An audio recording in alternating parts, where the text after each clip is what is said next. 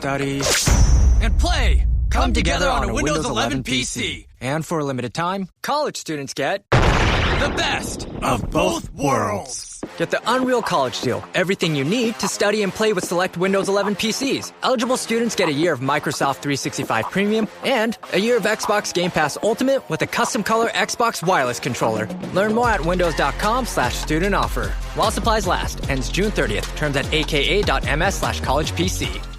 LinkedIn is pretty amazing at helping you grow your small business. We cannot stop your new clients from emailing you at 3 a.m. We can help you sell, market, and hire in one place. We cannot help you be in 3 places at once. And while we can't help you organize your calendar, LinkedIn can help you land more clients so you have a calendar to organize. Grow your small business on LinkedIn. Learn more at linkedin.com/smallbusiness. Zootopia 2 has come home to Disney+. Let's go! Get ready for a new case. We're gonna crack this case and prove we're the greatest partners of all time! New friends. You are Gary the Snake. And your last name? The Snake. Dream Team. And new habitats. Zootopia has a secret reptile population. You can watch the record-breaking phenomenon at home. You're clearly working at Zootopia 2. Now available on Disney+, rated PG.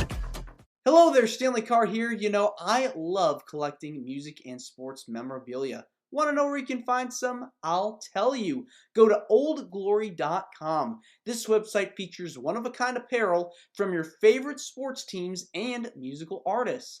And I can help you get 15% off of all items. Use the code WWH135. Enjoy the episode. Welcome to Wrestling with Heart, a podcast looking at pro wrestlers giving back to their community. Join me, Stanley Carr, as I interview wrestling's hottest names who use their platforms as entertainers to raise awareness and do community service. Hello and welcome to another edition of Wrestling with Heart. This is the show where we talk with professional wrestlers and professional wrestling personalities about their lives in and outside of the ring, as well as doing acts of charity work, community service, volunteering, and spreading positivity. We're always about the positive vibes here on the show, and with me right now, I've got a very special guest. He has competed for a wide array of promotions over the course of his career. Pleased to welcome Rod Price. Welcome to Wrestling with Heart. Thank you for having me. No, happy to be here. Thank you. It's my pleasure. So, talk to me about your upbringing and childhood. Where did you grow up? I was born in Indiana, but I grew up in Southern California. Okay. That's where I went to high school, college, and worked out there in wrestling for a while. And then from California, moved to Texas. Wow. So getting to see different parts of the country. You bet. Were you always a big wrestling fan growing up? Growing up, I loved wrestling. I loved two things, football and wrestling. And I was blessed to be a part of both. Yeah, you had a career in the NFL for a little bit of time before getting into wrestling. So let's get into that. Talk about that. Well, it was short-lived. You know, you kind of think, oh man, I had an opportunity, and I did. It was a dream come true. I never made it off a practice squad, but I was very thankful and very happy to be there. It was a different game. The odds of making it as far as I did were just incredible that I even was there. And I enjoyed every moment. And there comes a time in every career that you got to say, it's time to move on. And professional wrestling is where I moved on to. What teams did you play for? I played with the Rams and the Chargers and a little bit with the 49ers. I went to camp with the 49ers. Well, when you're training for these kinds of sports, it's a lot of physicality and a different kind of physicality in these sports, because you're constantly working with your body, using your body. You bet. And it kind of goes hand in hand a little bit because it's a contact sport. How do you feel wrestling, or football, I should say, help prepare you for the world of wrestling? Well, in football, you had seasons, and you always had time off to heal. And the season was very intense because it was a different game. We hit every practice up to up to Friday. I mean, didn't matter when, but we were banging together every practice except Fridays. And then with wrestling, the falls, the bumps, but you don't have time off. You're wrestling every day. You're going out there and you're just beating your body up. So you learn, as I learned in football, you have to take care of yourself. So I learned in wrestling, you have to take care of yourself. I pretty much attacked both the same way. I used ice bags. I still use ice bags. I use heat. I've had 30 surgeries, and got 31 will be a right knee replacement coming up sometime this year. But, your body can only take so much, and after a while, your tool will wear out, and that's what happened to me. My tool wore out. And I'd imagine growing up, you played a lot of sports as well. Yes. High school, I played baseball, basketball, football. I wrestled a little bit in junior high. And my senior year, when I went to college, it was strictly football. And you get all that experience. You learn so much how to train and work with your body to make sure you're getting it in shape. And you're constantly having people around you that are giving you advice to constantly try to condition yourself and take advice and take these tips from them.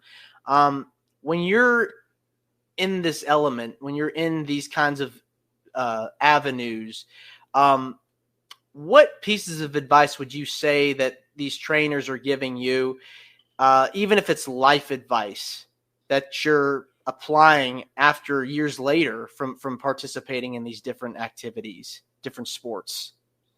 Well, the biggest advice, you've only got one body, so you got to take care of it. And I let a lot of injuries go, especially in wrestling, because if we didn't work, we didn't get paid. So I let a lot of injuries build up. And then when I was done wrestling, I've spent the last 12 years I guess fixing what's been broke. So that was a big eye opener, because you always think, well, that'll never happen to me, but it does. It happens to everybody. There's not anybody from my generation that doesn't have at least one replacement joint, if not multiples, like myself. It's a tough business, but you do the best you can. You ice, I do my biggest trainer in college always told me, he was big on staying with your doctor, getting your blood work done, and ice, heat, get any type of treatment you can get. And that's what I've tried to do even today. Yeah, you have to really sacrifice so much, and you've taken so much punishment from abusing your body all these years. And it's like you got to find that time to recover and find that time and use it well to be able to do that. So growing up, since you said that you were a fan growing up of wrestling, who were some of your favorites to watch? I grew up when I was a kid in Indiana. Before we moved to California, it was AWA territory. So Bonk, the Crusher, the Bruiser. I mean, that was pretty much what I got to see because of the territorial days. And then moving to California, it was kind of lost its luster as far as watching it on TV. I couldn't find it. Then when cable came, of course, they had all kinds of stuff. And I watched AWA on ESPN. I watched World Class Championship Wrestling. And I always watched it, always was a fan. I'm still a fan. And I had a lot of people that really helped me through the years that were out of the business when I was getting in. I've been blessed. I really have. You've had such a prolific career wrestling all around the world in different territories and different companies. You were trained by Red Bastien starting out in the business. What was he like to work with? There's so many. I mean, that list is so long. I've never had a bad match with anybody that I worked with. Some of them may disagree when I first started out, but I mean, my list of thank yous starts with probably Killer Tim Brooks, and goes from there to Fritz, to Jerry Lawler, to Jerry Jarrett, to all the promoters that saw something in me that wanted to use me at the time, and I'm thankful. You know what? I could sit here for an hour and list all the people that I love to wrestle with. Yeah, you've had a lot of different opponents that you've gotten to step in the ring with. And so when you're starting out, as we talked about earlier, you know, you're using your body constantly, you're conditioning your body. What are some things going through your mind when you feel like giving up, but you're telling yourself, I got to keep going? Anything that's keeping you motivated to keep doing it? Well, the motivation was, you know, it's when you're starting out, it's like, it's all new. You know, the pay is not great, but it's all new, and you're doing something you love to do. And you make sacrifices, you do what you have to do to survive, but you just keep, I never lost hope of going. I don't know if my goals were ever to be, you know, the world champ in WWF or WCW. I don't think that was ever my goal. I enjoyed the ride and worked with so much talent, you know, some of the best talent in the world I was in the ring with. And you got to work outside of the U.S. as well, getting to work in Puerto Rico and other places around the globe. What were some of your favorite countries to wrestle in? I love going to Japan. Japan was probably my all-time favorite. I went to Germany and worked for Catch Wrestling. I went to Africa, worked in Africa. I worked a couple more places in Europe, went to Korea. I mean, I had a lot of opportunities, but my favorite place was Japan. And the culture there is very rich. They love their wrestling. They do. It's just so, I feel they take it seriously. They really do. And the fans are very passionate about it. Yes. It's a different type of crowd than we have here. And it's more of a competition to them. So, you know, you're not getting the hoots and hollers, but they'll clap. If you do something really good, they will clap for you. And it's an adjustment. It's kind of like working in Germany. You know, they wrestled in rounds, and you adjusted to the crowd. It's like working in Philadelphia. It's like a totally different crowd, but you adjust to it. What would you say have been some challenges you were dealing with wrestling, with learning how to wrestle, that you eventually overcame over time? Probably rushing. I think in the beginning, I rushed a lot. A lot of the vets said, you know, man, you're doing okay. Just slow down. That was the best advice I ever got, because you get out there and you're young. I was in my early 20s, and of course, you know, you get in front of a big crowd, you get excited. So it was the biggest lesson, and what I try to pass on to the young wrestlers is slow down. Just slow down.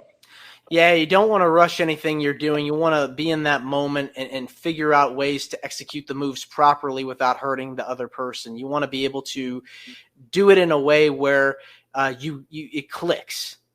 Yes, absolutely. You've had the chance to wrestle for so many different places. I want to talk about your time with Memphis and USWA. What was it like to work? What was it like to work there? It was Memphis was one of the last surviving territories at the time, and the road schedule was brutal. I mean, when I was there, I was working not only in the Memphis territories, and I think we had a day off or something, and I would travel to either Jacksonville on my day off or New Orleans.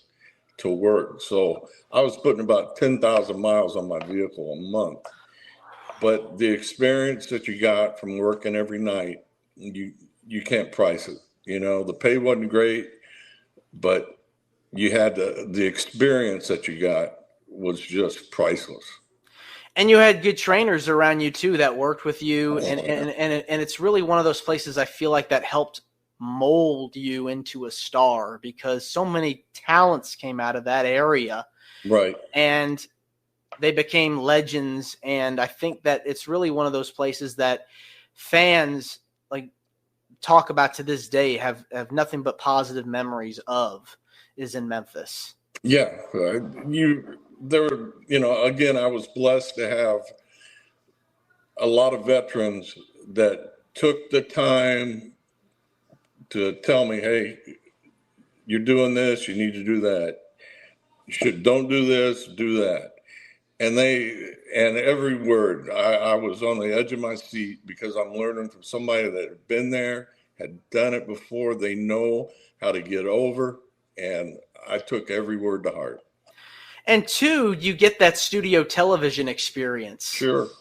Where like people talk about these memories of going to the Channel 5 studios, and it's like you get that experience where you're in front of a crowd and you learn how to work the crowd, and from there you move up and you start working in different territories and bigger promotions, bigger arenas. So that.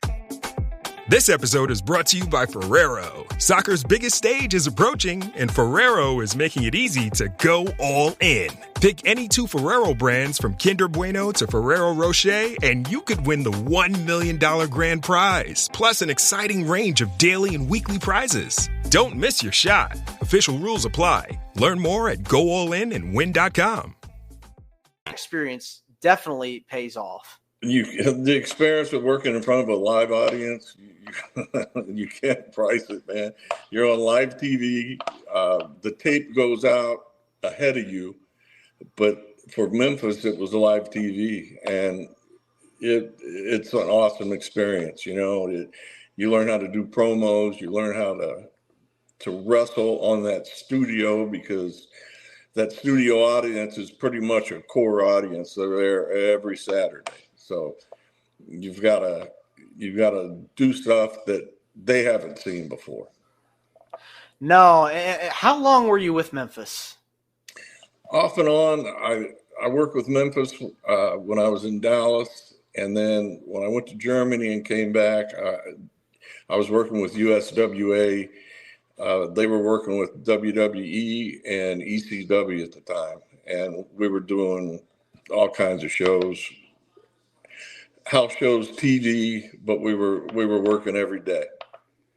And you also worked in ECW as well. How did Paul Heyman recruit you to join the promotion, or how did you get signed with them? Yeah, Paulie, he tried to get me a few years earlier.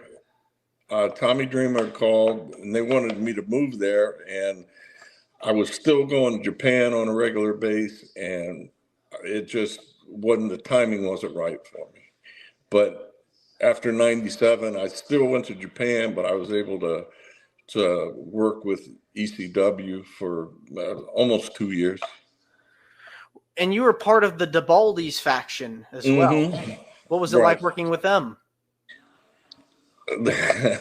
ECW was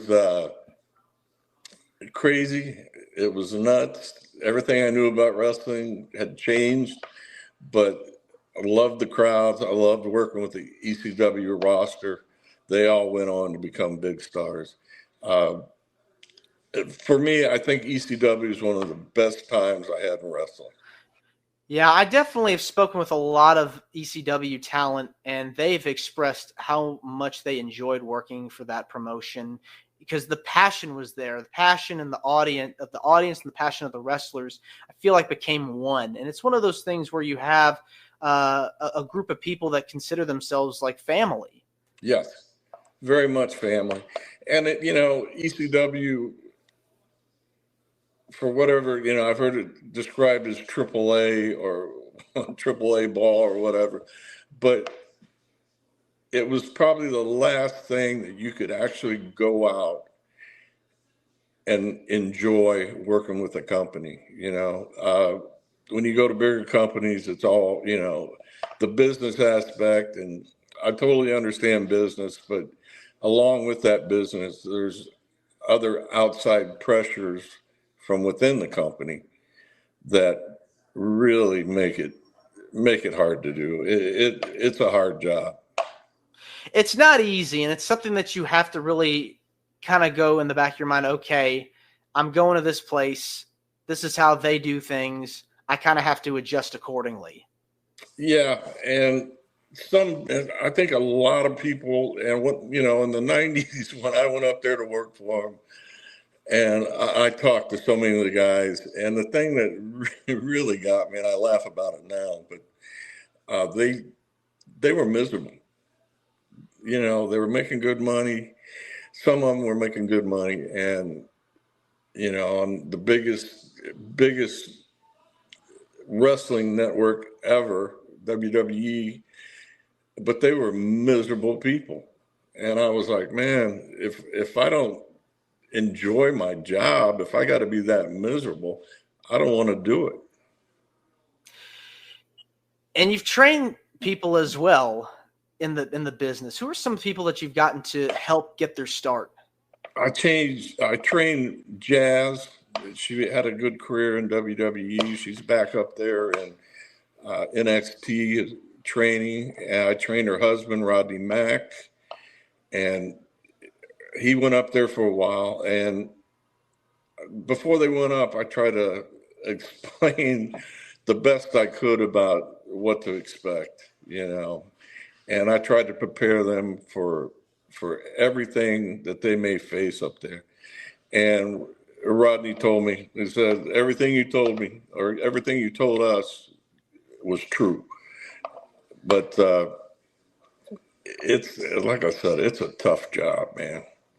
Wrestling in itself, when you're on the independents, I mean, even when I was working away from, world class or USWA, I was always working every night somewhere.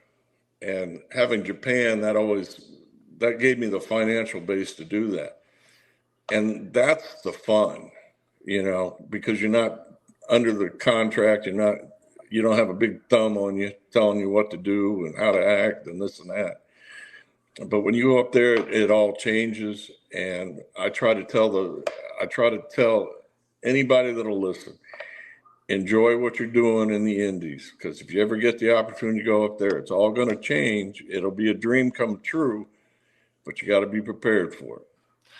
Well, the thing about the indies is I think that it's hot right now, and you got so many great stars right now that are really doing amazing things. And I feel like the indies has that passion of just like people that really want to rise up to the top, and eventually from there they get signed to the big companies. Mm-hmm. And I think it really, I don't know. I feel like the indies and WWE, AEW, I feel like there's some synergy there because you have talent that are being watched and are being looked at, and they'll get them signed to a contract. So eventually, so I think there's some good that does come out of that. Oh, absolutely. Every wrestler that ever got signed with WWE or WCW or AEW was an independent wrestler at one time. And they have to have that because that's the training ground. That's the breeding ground for the next stars. And that's why I try to tell these kids again, whatever you do, put your heart in it. If you're going to do this, go all the way. If you're there just because you want to work once a month for your local hometown, that's fine. But, you're still putting yourself out there. Do your best. Yeah, I mean, you have to want it. You have to be dedicated. You have to be dedicated to this because it's a love of the sport. You've got to love the sport. Take it seriously. You really do. Mm-hmm. Now, outside of wrestling, I know you're very big on giving back to your community, very passionate about doing charity work. What kinds of organizations or nonprofits have you been involved with over the years? I've basically, I became a born again Christian 12 years ago, and I work through my local church. When I go to wrestling events, I always bring Bibles, I always bring tracts, and I try to give the gospel out, not in a forceful way, in a loving way.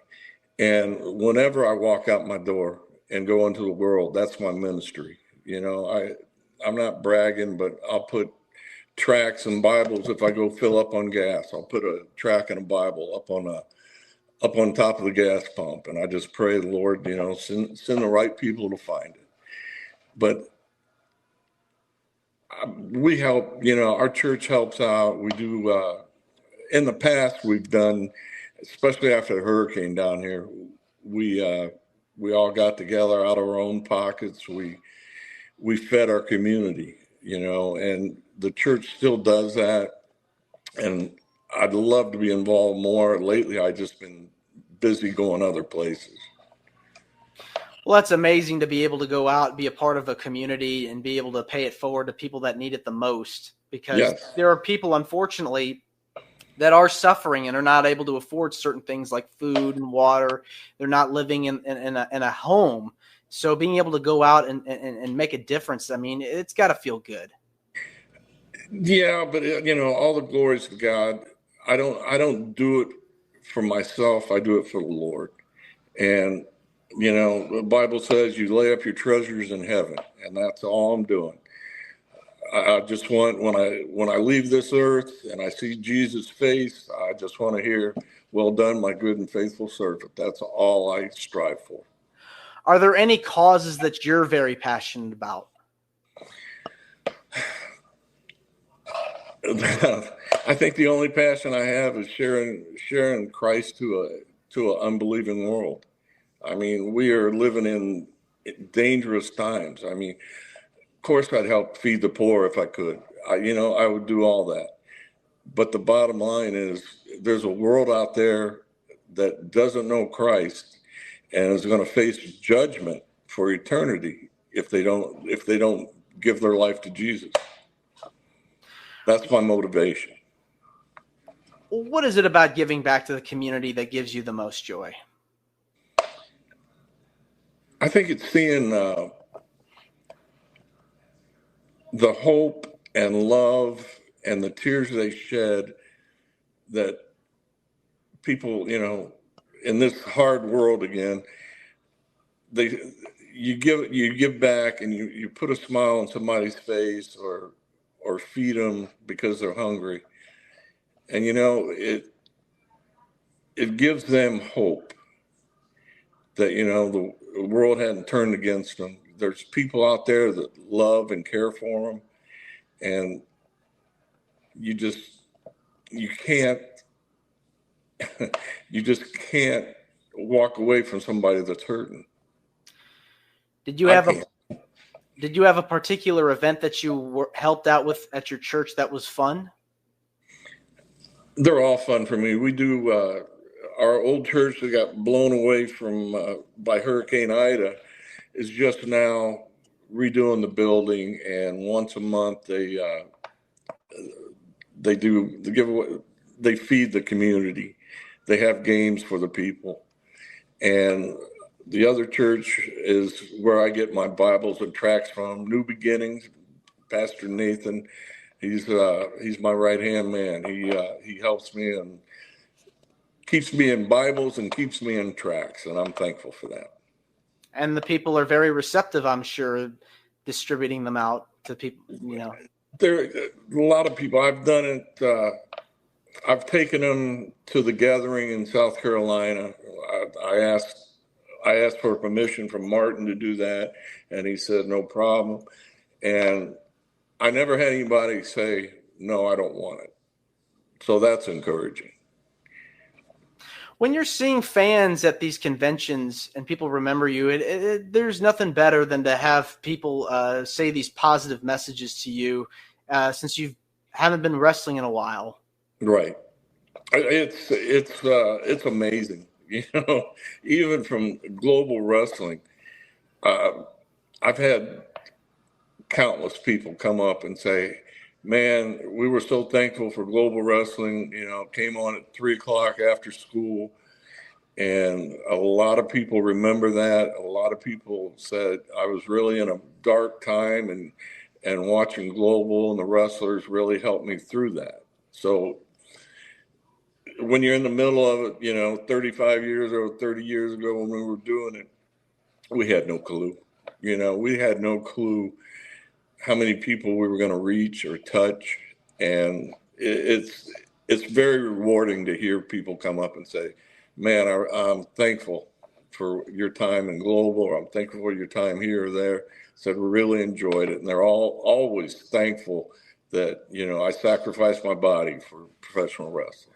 Yeah, I think professional wrestling, like how you kind of put it, it is an escape for people from the real world. Mm-hmm. We all have our everyday issues and problems, and it's good to have something out there, an outlet, if you would, to get your mind off of stuff. Enjoy 2 hours, 3 hours of something that you enjoy, whether it is wrestling or music or going to a movie, right. Broadway show, whatever it may be, to have that kind of, you gotta have an drawback escape. Or something. Yeah, you have an escape, to be able to enjoy and be entertained, because I think that's what we need. We need to feel, we need to feel excitement and joy in something that we love. And really, wrestling, I feel like it helps bring people together. And that's what we're about here at Wrestling with Heart. Yeah, absolutely. I think as wacky as the world of wrestling is, it definitely unites people, because you have all walks of life come to a wrestling match. And it doesn't matter if they're doctors, lawyers, construction workers, janitors. Everybody, when that bell rings, they're all the same. They're screaming, yelling, getting excited. And that's a uniter. Exactly. Well, Rod, I want to say thank you for coming on to Wrestling with Heart. It means a lot to me and to my listeners and viewers that are watching this on YouTube. Where can people find out more about you on social media? And if there's anything you want to plug, feel free. I'm on Facebook at Rodney B. Price. I'm on X at The Real Rugged Rod. And hit me up. I'm happy to help you any way I can possibly help you and answer any question. All right. Well, thanks again, Rod, and you're more than welcome to come back. Thank you very much. I appreciate you having me. All right. Take care. Thank you. Bye-bye. Bye-bye. This is Wrestling with Heart. I hope you found this podcast to be informative and entertaining. If you did, please hit the subscribe button and look out for the next edition.